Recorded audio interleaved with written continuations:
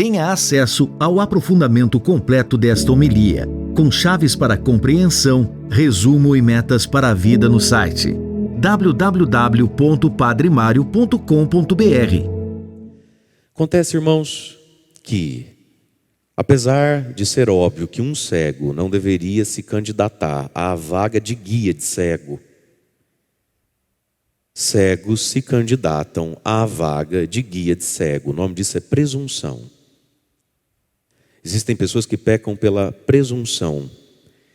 O sujeito é cego, ele não sabe, ele desconhece, ele nunca andou nessa estrada, mas ele se tem por guia. Ele estende a mão e fala: vem, está comigo, está com Deus. Ele não cuida nem dele e quer cuidar de todo mundo. Tem gente assim. A vida da pessoa é toda errada, é toda torta, e ela quer dar conselho para os outros. Então esse é o pecado da presunção. Mas também tem um aspecto da vida humana, que é a ingenuidade. E ingenuidade passa a ser pecado.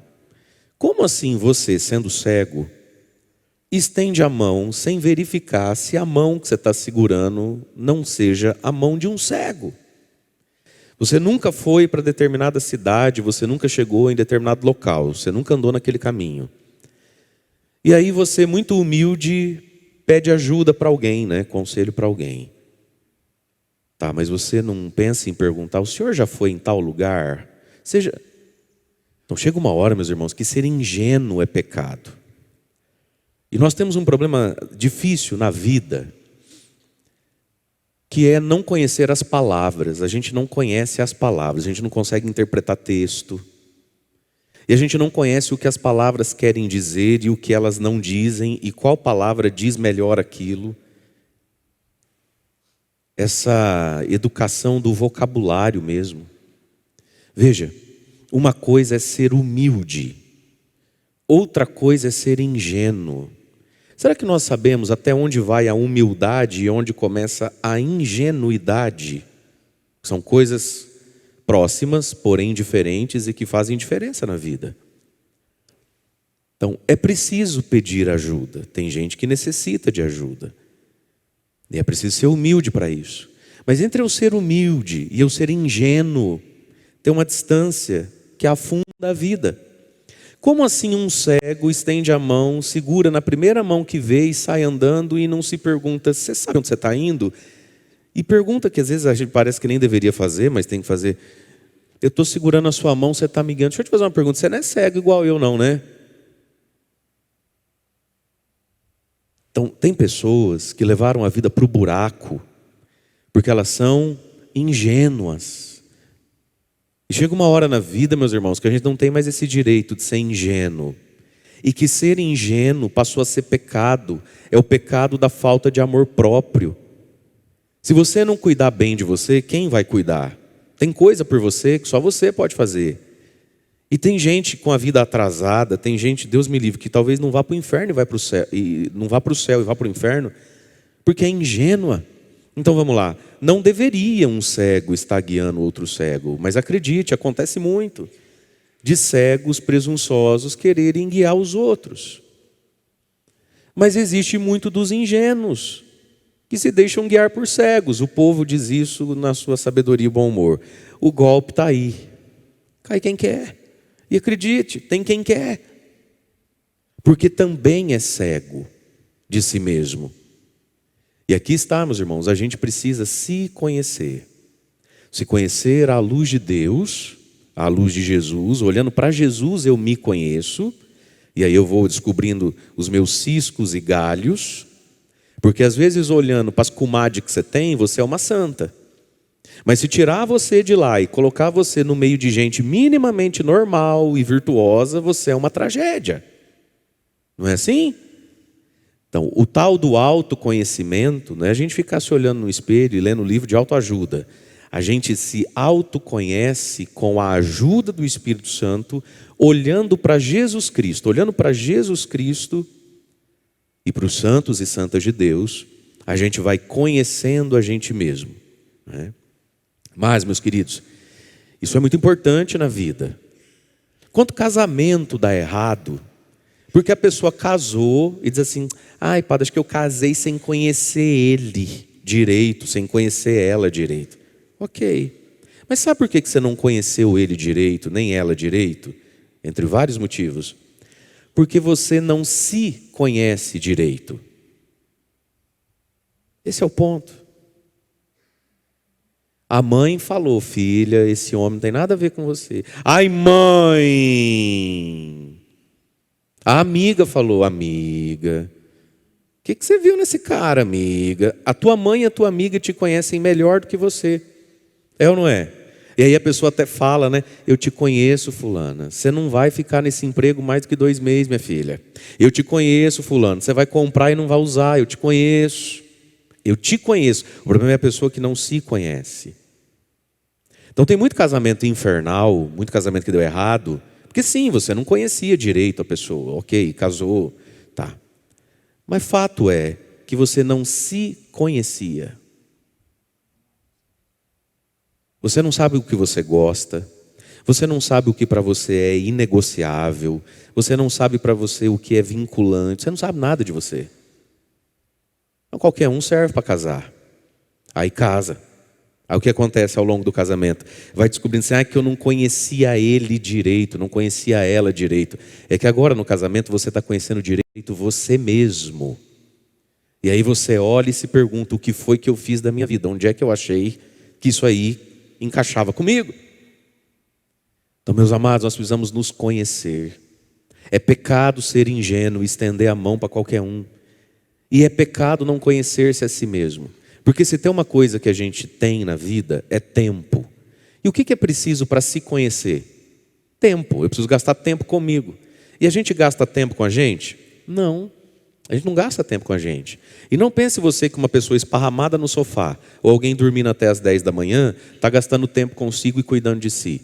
Tem muita gente esparramada no sofá, fazendo o que no sofá? Cuidando do alheio. Nossa, que ridículo com essa roupa, está gorda, só ela que acha que serve nessa roupa. Nossa, está barato. Acho que eu vou comprar, vai. Estou quebrado mesmo, vai. Gente, como nós temos tempo. Nós temos muito tempo. Nós temos o tempo suficiente para conhecer a Deus e para nos conhecermos a nós mesmos. E tempo suficiente para nos convertermos e nos santificarmos. Aliás, tempo suficiente não. Tempo de sobra. O problema é que a gente não sabe o que fazer com o nosso tempo. Essa é que é a verdade.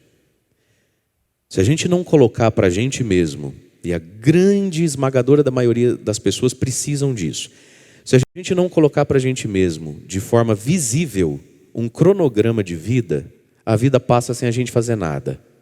Quantas vezes você chega na sua casa e você não sabe se toma banho, se janta, se senta, se vai ver se o filho está bem, se vai responder o celular, e você roda, e você não sei. Quando você olha, já faz 1h15, 1h20 que você chegou. Nem jantou, nem tomou banho, nem corrigiu a tarefa da criança, não rezou o terço ainda, não pegou... E lá se foi 1 hora, 1 hora... É ou não é assim a vida?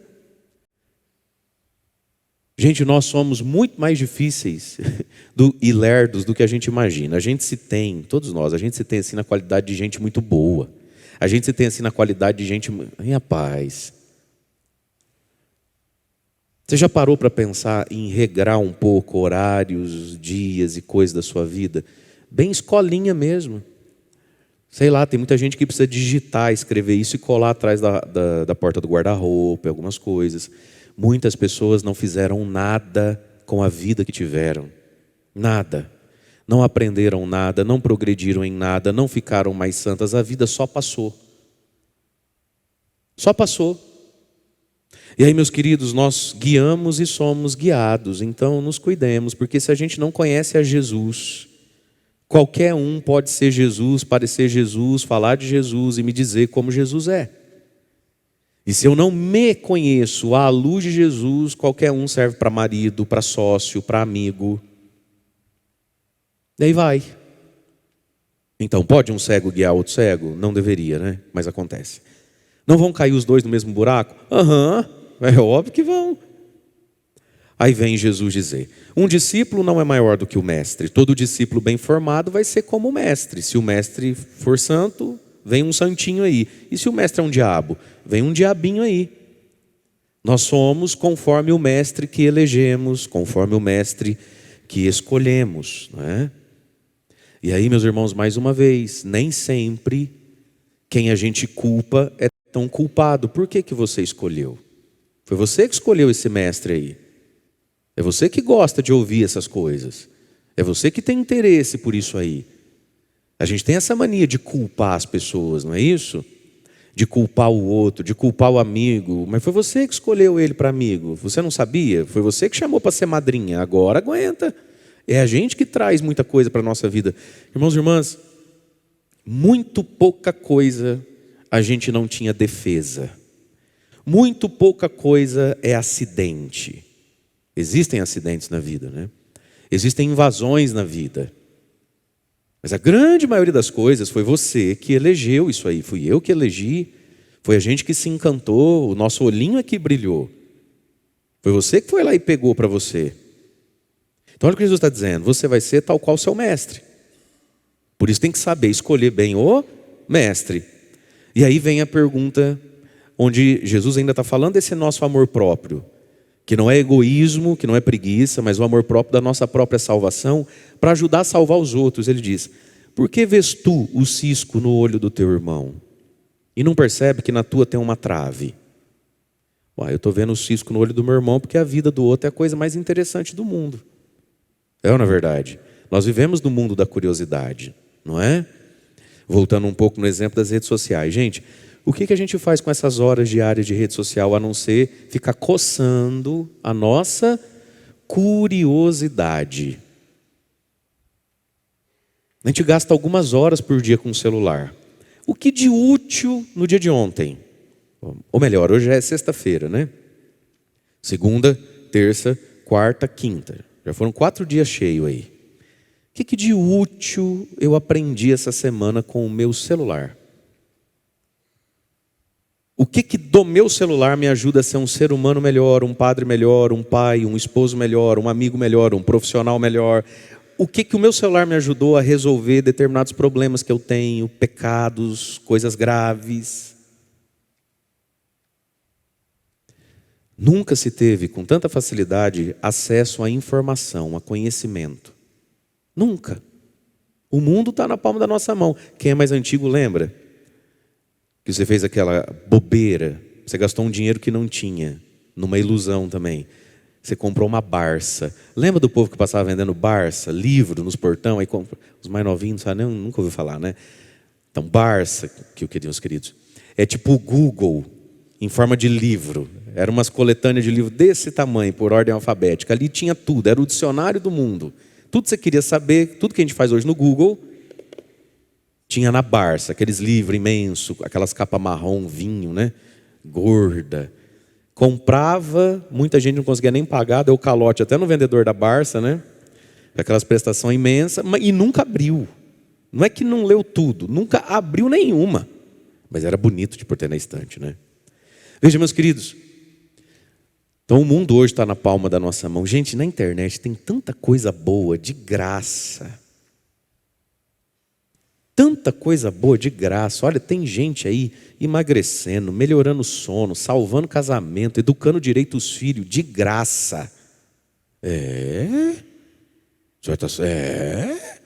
Fala para quem está do seu lado, na internet não tem só receita e fofoca e pornografia, não. Tem coisa boa, na internet tem coisa boa. Mas você gosta de fofoca, mulher sem roupa, assassinato, crime, receita, não é isso? E profecia sobre o fim do mundo, não é? Profecia sobre o fim do mundo. Meu irmão, tem tanta coisa boa. Jesus diz: por que você vê o cisco no olho do teu irmão? Esse nosso lado, isso é um vício da alma humana. Nós nascemos para conhecer. Qual que é o vício de conhecer?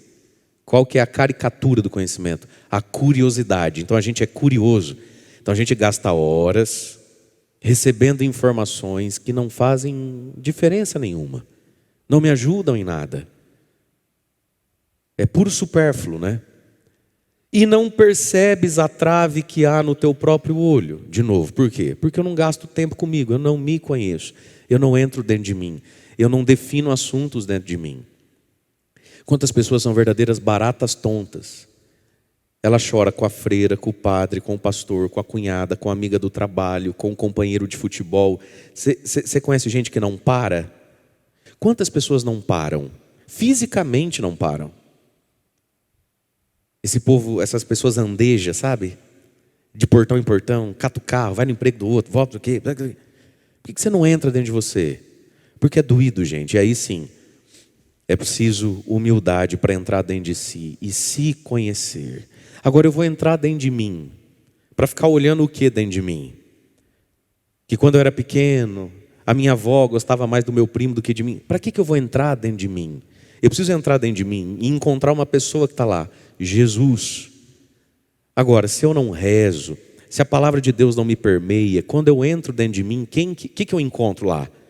Eu e os meus traumas, eu e as minhas manias, eu e a minha ansiedade, eu e a minha maluquice interior, minha ingenuidade pode ser. Jesus tem que estar lá.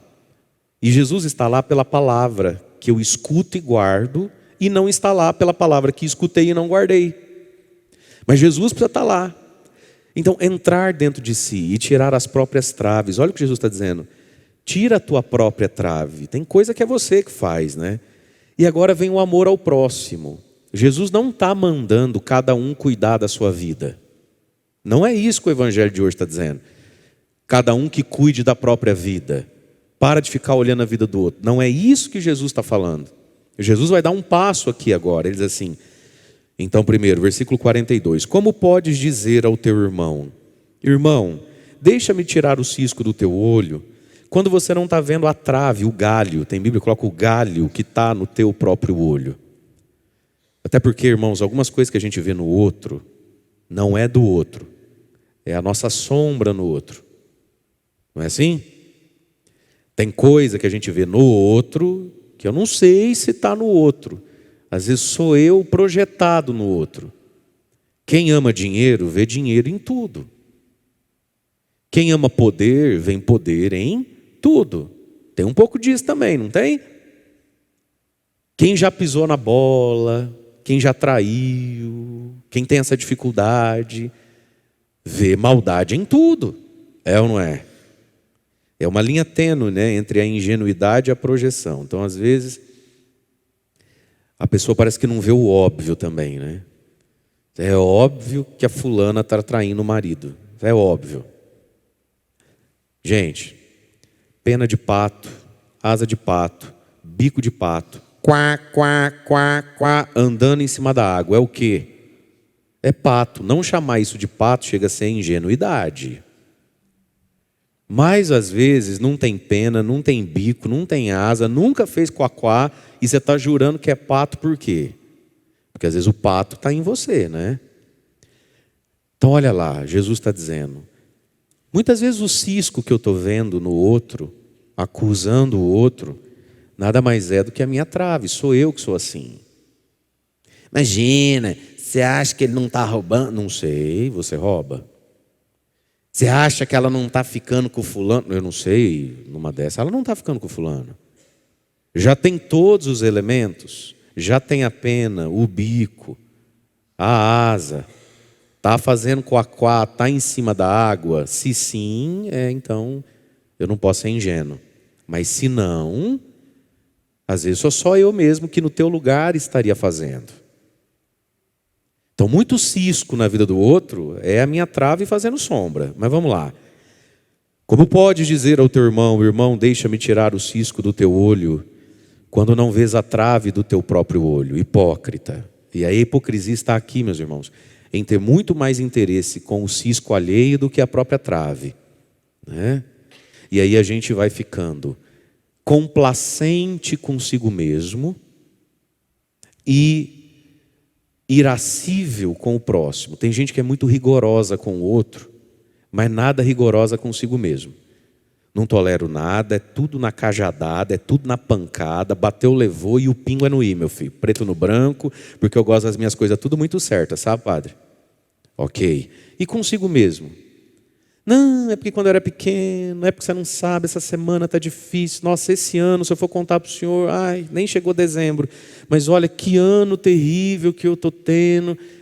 E a gente usa de uma complacência com a gente, de uma paciência com a gente que não usa com o outro. Esse é o pecado da hipocrisia. Por óbvio, meus irmãos, nenhum de nós é 100% perfeito. Por óbvio, eu não sou. Mas hipócrita não é aquele que tem defeito. Hipócrita é aquele que está em paz com o defeito que tem. Isso é hipocrisia. Essa eterna paciência comigo e nenhuma paciência com você. Isso é hipocrisia. Porque eu posso estar perdendo a minha paciência com você justamente porque eu estou usando de pressa comigo. Eu estou usando de força, de pressa, de foco, de objetivo, de temor a Deus. Eu estou usando tudo isso na minha vida. E eu estou perdendo a paciência com você que não usa disso na sua vida. Aí você pega e fala assim, mas você não tem defeito? Tenho tanto quanto você, mas isso não é hipocrisia, porque eu estou andando para frente. Hipócrita é aquele que não está andando e querendo fazer o outro andar. Mas aí vem o amor ao próximo. Olha o que Jesus diz, tira primeiro a trave do teu olho. Para que tirar a trave do olho? Olha o que Jesus diz, olha que lindo esse versículo, que a gente entende ele tão errado. Tira primeiro a trave do teu olho, e então você poderá enxergar bem. E para que enxergar bem? Para tirar o cisco do olho do teu irmão. Meus irmãos, tem gente na vida que sozinho não consegue tirar nenhum cisquinho do olho. Tem gente que se você der uma tartaruga para ele cuidar, ela foge. Tentem. Tem gente que a única missão dele era fazer aquilo. Ele não consegue. Tem gente que vai no médico e o médico dá umas dicas para ele, para ela. Dependendo da situação, a partir de hoje, papo é pipopu. Certo? A pessoa não consegue, se não tiver 2 ou 3 em cima, não consegue. É a miséria humana. Então, meus queridos, olha o que Jesus está dizendo. Tira a trave do teu olho, se conheça, se converta, se santifique, para você enxergar bem a verdade, a beleza, a virtude, as pedras do caminho, as esquinas da vida, para você enxergar vindo lá de longe o diabo e as suas ciladas, para você enxergar bem. E para que enxergar bem? Para cuidar só de mim mesmo? Não só. Para tirar o cisco do olho do irmão. É o que mais falta no mundo hoje. Gente, você tem duas atividades na terra que nunca vai entrar em crise, que nunca vai faltar mão de obra, nunca vai faltar serviço. É padre e psiquiatra. Não falta serviço. Falta padre. Falta psiquiatra. Mas serviço não falta. Quem quiser pode vir. É serviço para o resto da vida. Vai trabalhar muito, dia que morrer, não fez 10% do que tinha que fazer. E por que isso? Porque nós estamos rodeados de pessoas incapazes de nos ajudar a tirar o nosso cisco. Rodeados de pessoas que não tiraram nem as próprias traves. No mundo normal, uma criança teria que ir para um psicólogo, gente? No mundo normal, um adolescente teria que precisar de psicopedagoga, psiquiatra, psicólogo e oração de padre? E com aconselhamento pastoral com padre? Claro que não. Claro que não. Mas o pai dessa criatura, a mãe dessa criatura, é mais doido que ele. É mais cego do que ele. É incapaz de dar uma palavra, é incapaz de criar uma estrutura, é incapaz de propor um caminho e andar do lado da pessoa. Entende isso? Numa vida minimamente normal, padre teria que ficar em função de ficar dando conselho. Como é que um homem tem que tratar uma mulher? Meu irmão, eu não tenho mulher. Algumas pessoas às vezes se perguntam, como é que você pode saber tanta coisa assim? É ou não é? De tanto ouvir homem ruim, mulher casada com homem ruim de serviço. Ainda por esses dias eu falava para uma pessoa tão querida, eu falei, mas eu não posso conhecer você mais do que o seu marido, ele precisa conhecer você, você precisa falar com ele, não comigo. Ah, mas ele é doido, padre. Quantas vezes um padre fala para um homem, mas amigo, sua esposa tinha que saber isso. Ih, padre. Por menos da metade ela precisa de um tarja preta, ela não vai dormir. Então, assim... então tá, vai, fala. Mas isso está errado, meus irmãos. Você entende? Isso está errado. Então o que mais falta no mundo hoje é quem já tirou o galho de si mesmo. Pessoas experimentadas, é isso que significa pessoa madura, o experimentado. Eu já andei nesse caminho, eu já desviei dessa pedra, me escuta que dá certo. Mas deixa eu te fazer uma pergunta, se eu te escutar, vai dar certo? Se eu apostar as minhas fichas no que você me fala, se eu gastar a sola do meu sapato na tua estrada, eu chego em algum lugar? É o que mais falta no mundo hoje.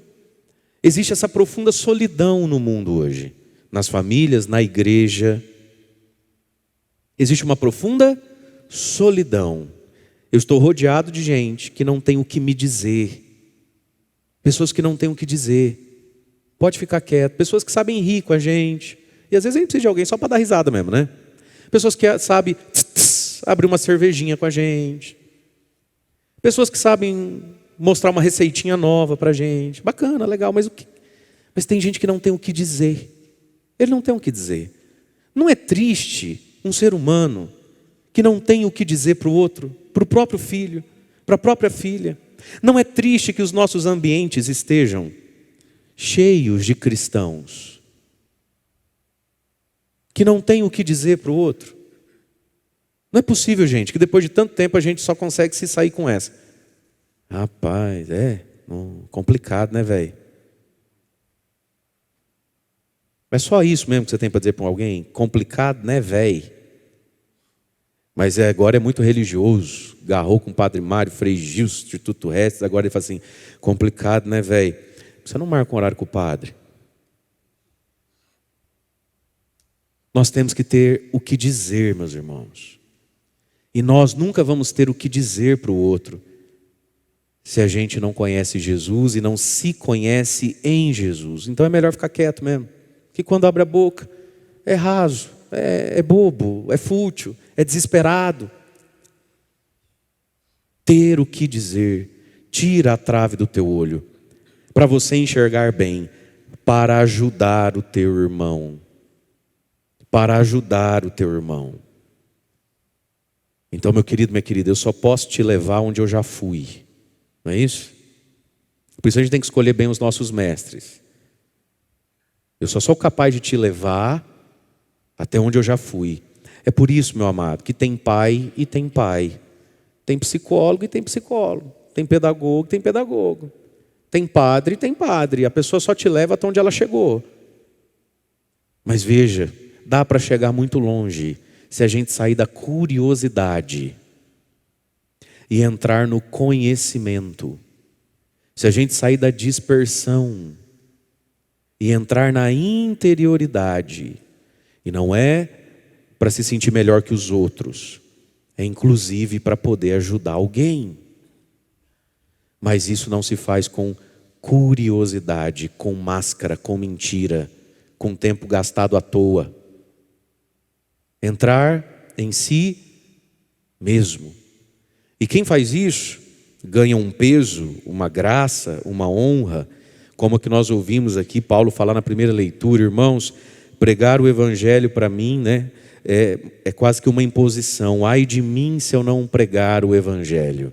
Paulo tinha esse peso dentro do coração. Ai de mim se eu não pregar o evangelho. E ele fala dessa profunda liberdade. Me fiz tudo para todos. E aí ele vai dizer, por causa do evangelho de Jesus, ali no versículo 23, por causa do evangelho eu faço tudo para ter parte nele.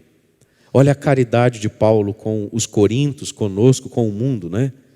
Ter parte no evangelho, ter parte na salvação das pessoas.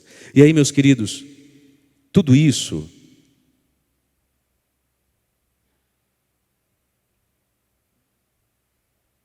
Tudo isso pode nos parecer exigente demais, né? Tudo isso pode nos parecer esquisito demais ou desnecessário, né? Aí Paulo vai dizer, nós estamos na primeira carta de São Paulo aos Coríntios, capítulo 9, versículo 24. Acaso não sabeis, a gente acabou de ter Olimpíadas, né? Que aqueles que correm no estádio, ele está falando das Olimpíadas que existem desde antes de Jesus, né? Acaso não sabeis que aqueles que correm no estádio, correm todos juntos, mas só um ganha o prêmio? Correi, irmãos, de tal maneira que conquisteis o prêmio. Todo atleta se sujeita a uma disciplina tal e rigorosa em relação a tudo. E eles procedem assim para receber uma coroa corruptível. Então, antigamente, no tempo das Olimpíadas, quem ganhava uma coroa de um raminho lá, que eu não lembro o nome, de uma arvorezinha. No outro dia está seco. E a gente viu nessas Olimpíadas os atletas reclamando, né, da medalha de ouro. Não deu tempo nem de voltar para casa, ela já está toda oxidada, já é bem sem vergonha o negócio, né? Então, um atleta se impõe uma disciplina em tudo por uma coroa que amanhã seca.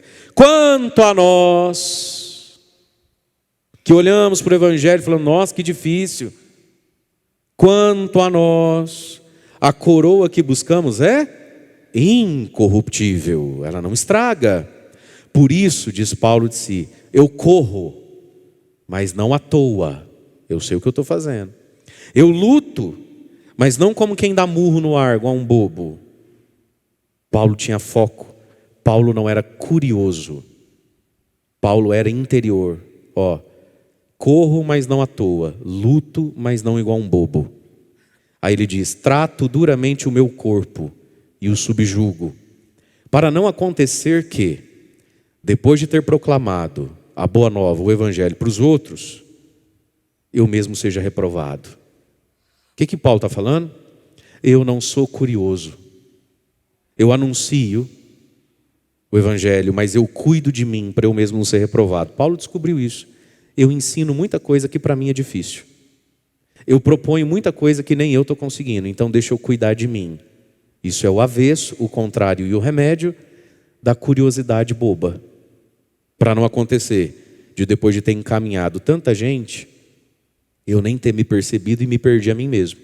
Então, meus queridos, vamos pedir hoje nesse caminho que nós não sejamos nem presunçosos para não levar os outros para o buraco e nem ingênuos para não sermos levados por quem está indo para lá. Agora que você já assistiu, você pode ter acesso ao aprofundamento, ensinamentos práticos e as metas para a vida a partir dessa homilia. Acesse www.padremario.com.br.